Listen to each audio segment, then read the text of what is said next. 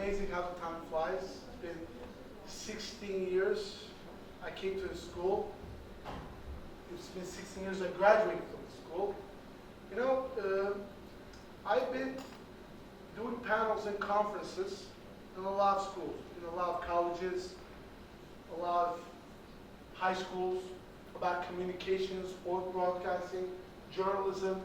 I've been in the room where a lot of superstars, NBA stars, NBA coaches, NBA commissioner himself.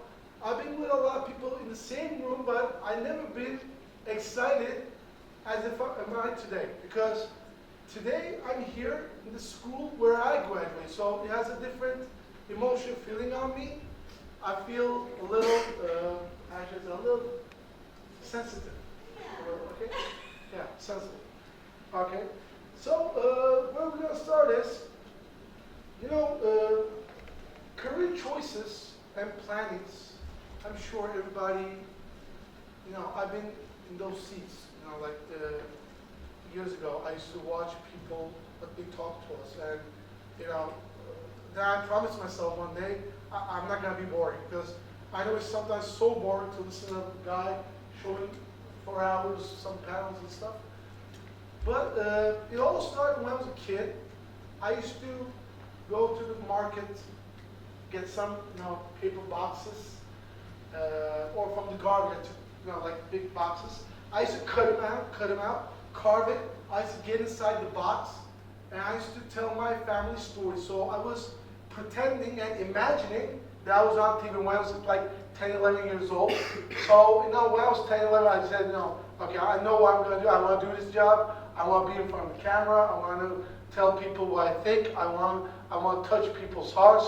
I want them to feel what I feel. I want to tell them stories. So it all began when I was like 10, 11 years old. And my way to, like, it didn't come to the end. I'm still alive, but, you know, but that's how my journey started, actually. You know, in this college,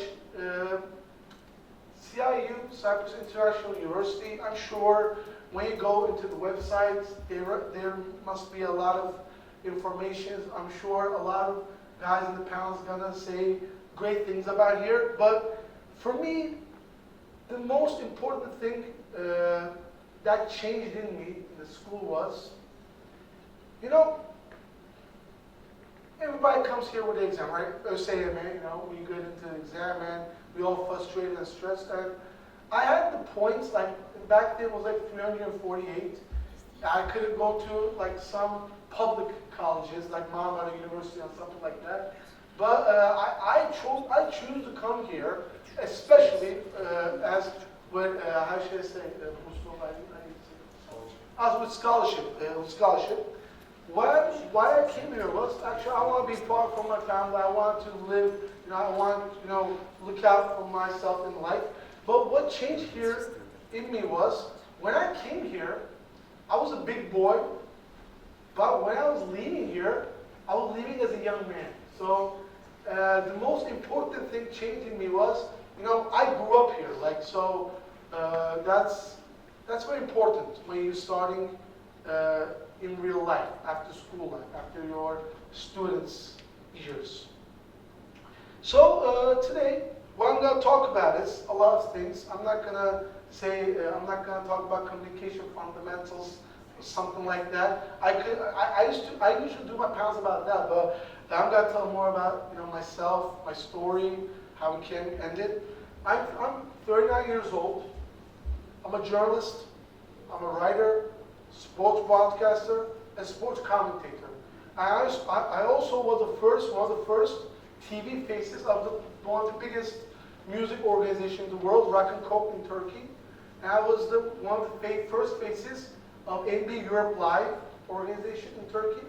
So I got the opportunity, you know, when I was a kid, like, I used to see big stars, posters on my walls. Like, now here I am, I look ridiculous. Anyway, then I got to do the job that, you know, I used to dream about the people. Now I get to work with them. Then, after this, you know, I started writing.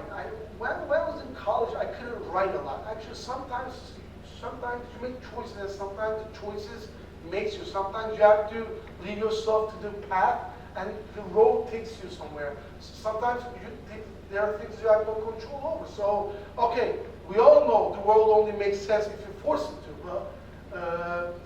But sometimes there are things that we have no control. So you have to adapt, you have to advance, you have to enhance, you have to progress, add everything. You know, I have a favorite quote. I learned it from my professor when I was studying here, Professor Dr. Ahmet Haker. He told me, he was our dean, he was a master of disguises, and he used to tell me, you're either green or growing, or ripe and rotten. So you have to stay green, you have to get better every day, you have to be better every day. I want to turn over to nobody's sitting there, right? So I don't want to like talk to the empty seats. Anyway, and then of course, years took me where I started here was my radio career actually started here in this college with our one of our leaders back then, Sevilay Hoca. She was our, we all started the CIU radio here, and I did like 10 programs a day, right? But that was crazy. It was crazy days, but anyway, that's how I started radio. I you know, back then I always thought like it's fun and everything, but after I graduated, that became my job. Like, actually, I'm good on TV. Like, I'm good on TV. I could tell good stories, but I'm better in radio. I don't know why. Maybe my looks. I'm not sure. But anyway, after that, sports radio stuff and a lot of TRT, like national TVs. I've been on a lot of great organizations, and that opened a lot of opportunity for me. So that was great. But the most thing we should learn is about this is, you know, I'm sure you all like, oh, you know, I was in those seats, so I know what you guys feel. It's the area in your life, like you ask a lot of questions. How's my life gonna, you know, if I'm gonna make it, how am I gonna establish my life, where I'm gonna be in 10 years, like a lot of stupid questions, like they all sell books about self-maintenance in Migros or some places like that. They're cheap books, but it's not true. You know, sometimes you have to, you know, slow, take the step by step. I never know a better way, taking your way, like going step by step. But actually, there's a formula. There's the tripod of a camera. There are 3 legs, and those 3 legs are the with the right people, right time, and the right job. You have to do you have to put these 3 elements together to have like a success, or you have to make it in that job. But in all equations in mathematics, of course, there's an equation. It's like life is like mathematics. So there's a detailed element in the equation of life as in mathematics. This is the X factor, the unknown. And the X factor is chance. Of course, chance, but slash timing, slash a lot of things you could put in that bundle, but it's actually an X factor because sometimes, I'm sure you ask this question to yourself a lot. I'm doing the right thing, I'm working too hard. Why is it, for example, your grades, right? Sometimes you work hard, you don't get the grades you want, for example. In normal professional life and career planning is like that too. Even if you do make all times the right choices, do everything right, everything complete, work hard, it's not going to guarantee that you're going to get to the jump over the bump. You know, it's not enough. You also have another element, the unknown, the timing, the chance. Sometimes a success doesn't belong to one person. A lot of details come together, and of course, and failures doesn't belong to one person either. A lot of elements get together, a lot of details get together. So we can't put like a person, yeah, look, he's the guy who did this, he's great. No, it's not like that. And you can't blame a person for responsibility for his failure, for your failures or something like that, because it's all about details, getting the right pieces together in the puzzle. So that's how it's the planning is. You know, I have a lot of stories actually. I would like to tell. You know, I was gonna tell a lot of stories, but as 5 minutes ago, my teacher, I talked to something. She used to give me the key of the radio, right? Like I was like responsible. Like, I wasn't responsible. She was like unofficial, informal responsibility, right? Something like that. Academically explaining. So normally my broadcasting hours are like, for example, 1 p.m. to 3 p.m., like noon and afternoon, something like that. And sometimes during the weekends, there's no, the radio's closed, it's all music. And so I have the key, I went to the radio, I opened in the morning, I opened the microphone. I did broadcasting until night, from morning till I talked in the radio all day. And one of our docents, Bilsem Matara, was our radio TV, right? She was the chairman, right? Chairwoman, yes. And she never listens to the radio, right? So that day she's like, yeah, let me just look at what's happening in our school radio, right? And she opened in the morning and she hears me, I'm gonna listen to her, it's closing. She's bored of me talking. She always listened to me in class because I was volunteering, talk a lot in class. Mr. Dama and Mr. Ozan Soy is always witnesses of this firsthand. Anyway, yeah, knew she opened the radio again, so yeah, I was still talking. What the hell? Like, is it like a tape, like they're playing the same program? She opens that afternoon, she opens that night, and she comes to me on Monday. I don't know, what did you do Saturday? How's life going? I'm like, yeah, it was nice. We had stuff, this. Did you? I opened the radio on Saturday. I'm like, okay. I know what's going to happen. She's going to tell to me. But actually, talking all day, it's something insane actually. But this happened to me in the professional level in life too. Like there's number 102, one of the number twos, sports radio in Turkey, 95.8, something like that. Radio Gold, it's a sports radio. It's a national radio, it's on air all over the country, all country. And I used to broadcast on prime time, like 16 to 18, every day in the week. One day, the CEO called me. In the morning there's a 10 to 12, there's an opening. Our broadcast is going to go somewhere else in the, he's going to fly somewhere or something. Could you do his show for 3 days? I'm like, okay, I'll do 2 hours in the morning, 2 hours at night. Okay, a couple of days, right? Okay, I went there, it was like Wednesday, something like that. And I was going to finish the show. I finished the show on 12 at noon. I had like 4-hour break, right? So I was going to go. There was a hookah bar very close to the radio, so for real, I was going to go. And smoking is a bad habit, but anyway. So I was going to go spend some time and all that. I was going, a phone call. My colleague called me. I'm at the Turkey Football Federation. National football coach Sean Wish is having a press conference. I have to stay here. Could you do my show? I'm like, okay, I'll do your show. It starts at 1 to 3, right?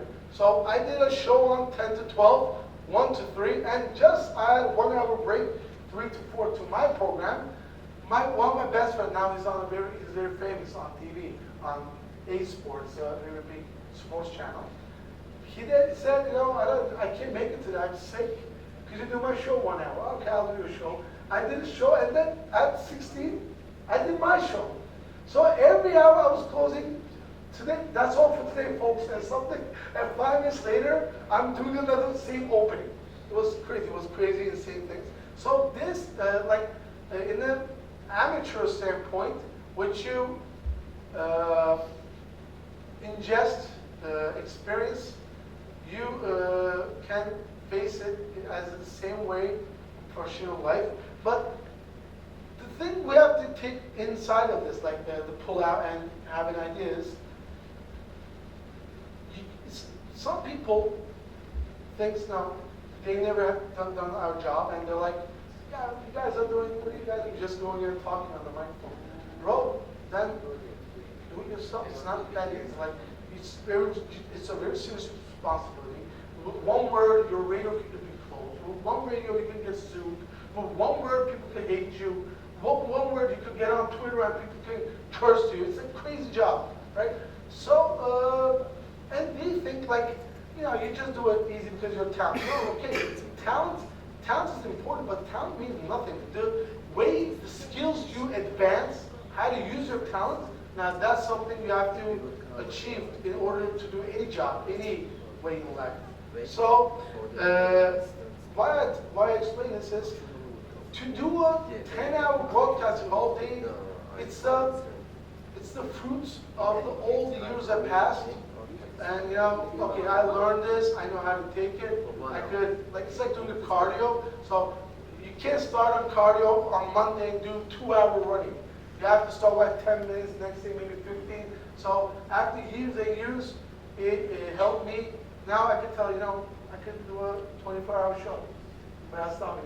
I have that confidence because it's not about the talent. It's not about it's of course education is very important, but also the skills you manage to how to use that talent, use that knowledge, the words you use. So how many words you know. So I'm not sure everybody loves to read here, but I'm not sure because in today's world I don't see a lot of people walking around with books. But you know, word count is something, vocabulary is something very important. Mr. Dama used to tell us this when we're in English class. Vocabulary is everything, right? Grammar or vocabulary? Vocabulary, you're right. Because you know why vocabulary? Because when a tourist, for example, my dad doesn't know English, but when someone asks him about an address, he could use 4 or 5 words, and he's like, the tourist's like, okay, I got it, okay. It's like, so words count, words matter. So, you're right. The other thing is, I forgot what I was going to say. I'm so emotional. Okay. I'm going to continue, but do you guys have any questions? I'm going to continue, but you guys have any questions? No? All right. I want to find out about how you got your first job. Oh, that's a good question. Oh, that was so funny. That was an incredible question. You know,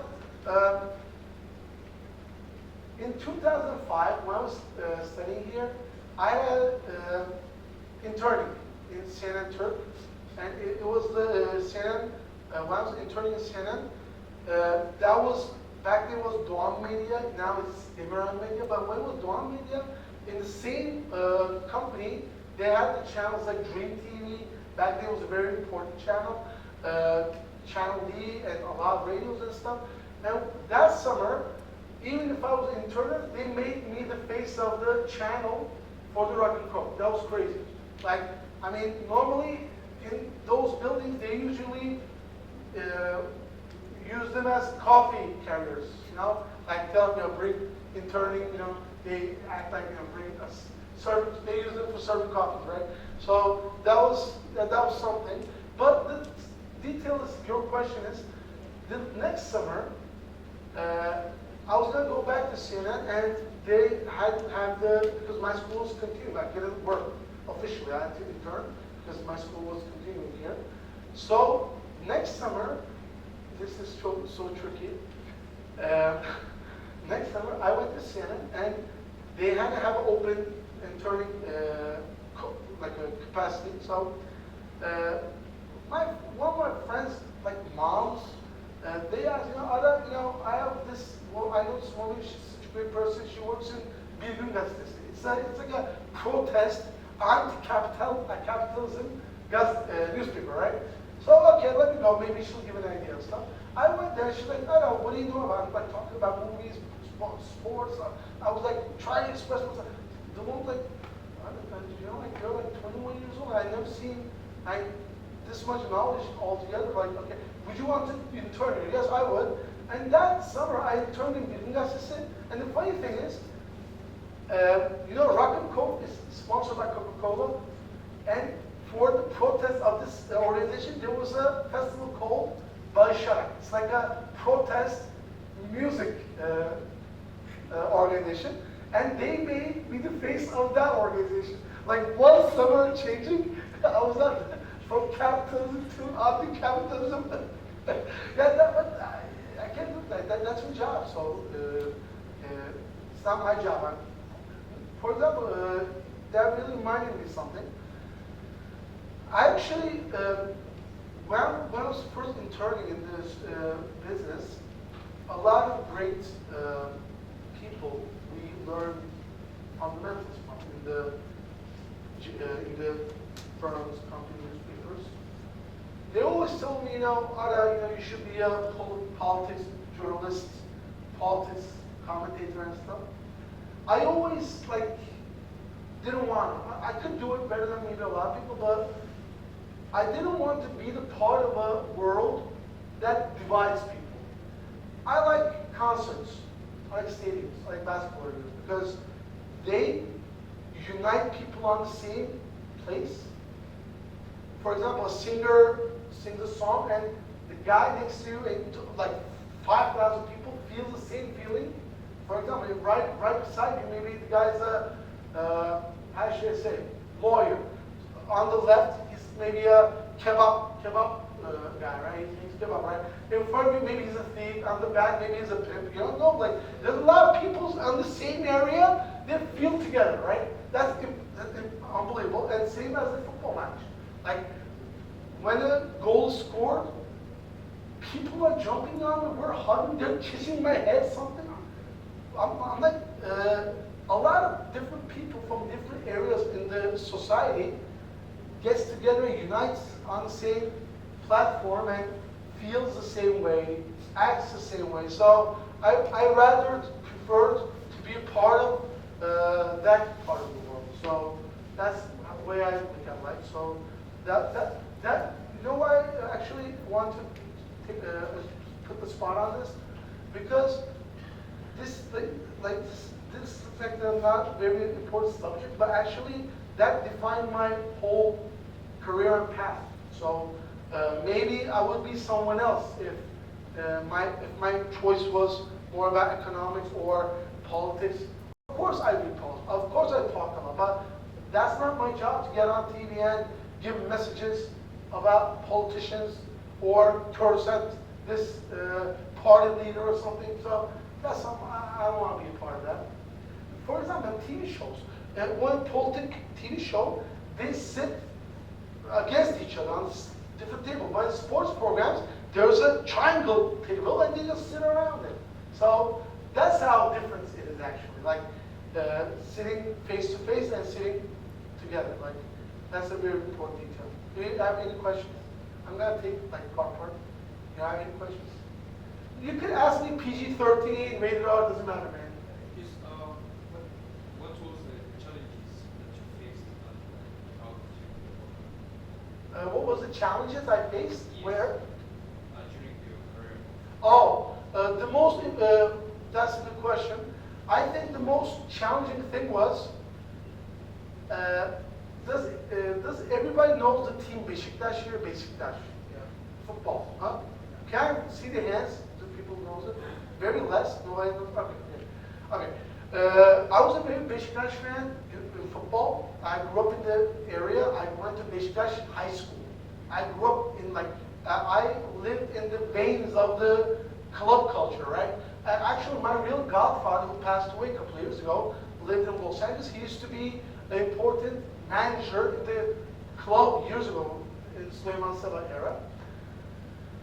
So when I got into the job, one of our challenges, you have to leave your emotions and your sub-identities out of the box, out of the cameras.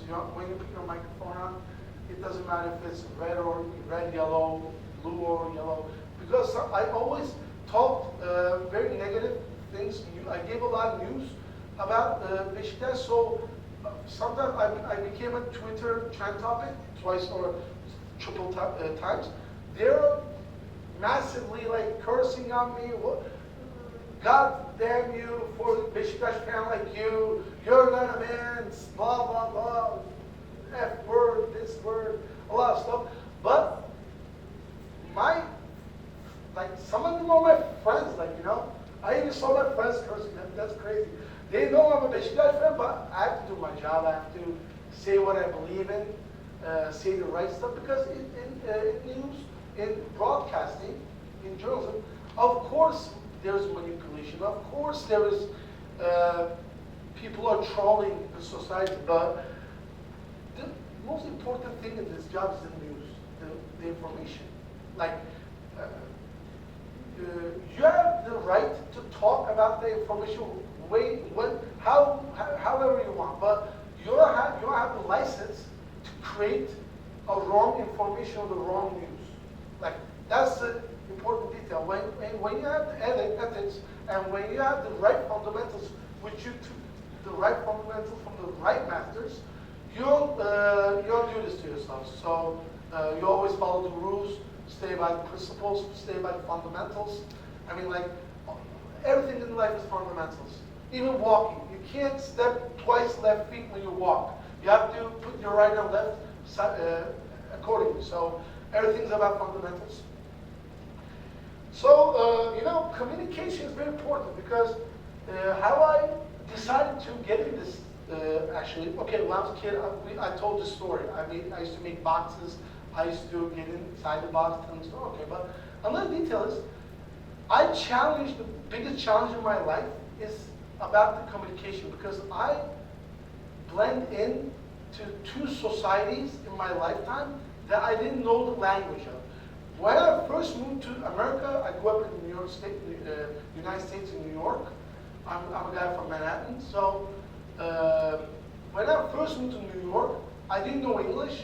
I had to become one of them. I had to learn how to communicate, social engineering, how to, like, a lot of ways. It's all about communication. So after that experience, when I moved back to Turkey, I didn't know Turkish. So I gave the second challenge twice. Like, I had to start all over, express myself all over, find the right words, start a new vocabulary. Like, you know what I mean? I'm 40 years old. I'm still having sometimes English dreams and sometimes Turkish dreams. My mindset's all messed up. I even saw a Spanish. I don't speak Spanish. I saw a Spanish dream, and I followed the subtitles all the dream. That was great. That was insane. I have weird dreams. I'm a weird guy. So that was one of the biggest challenges in my life about my job. It's actually not directly about my job, but why I choose my job, because communication takes very important part of my life. Even now I'm experiencing it with my two girls. I have twin girls, twin daughters. So I'm advancing and progressing how to communicate with 4 or 5 years olds, how to contact, how to get in their minds, how to influence them, how to persuade them. So communication is a very big part of our family. So when we leave our career, my job, whatever I do and stuff, when we focus on one thing about communication is, guys, it takes more bigger part than you think in your life, in your careers, because a lot of guys, you'll witness these when you get into the concrete jungle. A lot of guys are a lot talented. They work hard. They're graduated from like Harvard, a lot of great places. But sometimes they don't get accepted from a company. They don't get respected, or their careers stay short. A lot of NBA players, right? A lot of guys, like not just like computer engineering, not just a doctor, NBA star, a pharmacologist. I don't know, a lot of stuff. Communication is the key. When you don't have the talent and skill to social engineering, and the biggest element is communication in there, if you don't have the fundamentals, if you don't have the right ways, if you don't have the progress of maintaining communication, you'll have very big troubles in your life. With your wife, with your girlfriend, with your boss, with your employee, with your colleagues. A lot of guys I know, they didn't graduate from great schools. They didn't have much talent. They weren't very smart either. But they had a very special, like naturally talented, had communication skills that could drive people around them, had to plug in, plug out people around them, and that took them to the next level. So it's not just about, you know, making a CD, okay, sending $6 a month, download a PDF, send it to the companies, go to the interviews, okay, dress good, suit, great, they're all good. But it's not, even if you get in the door, that doesn't mean you're going to stay there. You can get into the door by your diplomas, with your names, with your clothing, with your talking, but after you get in there, how to stay there is communication, social engineering. Learning how to plug in, plug out, combine. So sometimes divide, but no, it's a very big thing, more than you think. So, and let me see, am I taking too much time? Am I okay? Do I have much time? Eventually, I will stop you because you will go on forever. Oh yeah? I got bored. Question. I have a question if I have time. Can't see the hands if we get bored, sorry. Oh. Okay, I just write one and Okay. ask a question. Wow, what did you like? Aram, yeah, Wow. Aram was one of our, I don't know which word. Now I need vocabulary. Losers. What about losers? Not losers. But one of the most talented, No. most motivated. No, she's, okay, she's, Yeah, you okay. were like that. Okay.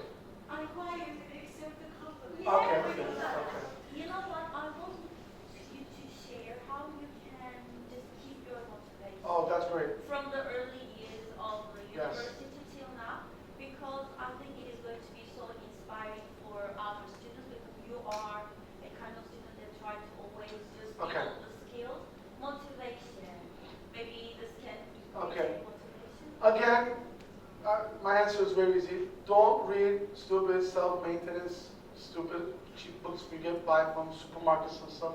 Please, they're all viruses. They're all okay. But what I always say is, you know, there was a philosopher, a warrior master, Sun Tzu, Japanese, Japanese war master. The first 3 rules of the art of war was rule number 1. Actually, the rule number 1 was to know yourself, and the 3 ways is there. For example, what's your name? Junior. Junior. Yeah. Your name Junior? Wow. Jr. Yeah. Junior. There's 3 juniors in this world. All right. The junior, what people think he is. The junior, what junior think he is. And 3, who junior is actually is. Okay? So, when you're, leave all what people think, it doesn't matter, but much as your, how you know yourself and the real, what you actually are, it's most close, like, you know, in, how do you say cumulative in English, in mathematics, cumulative? Leaves, like, right now, rings. I don't know. All right, no, okay. Groups. Huh? No, it's not like that. She made up. Sorry.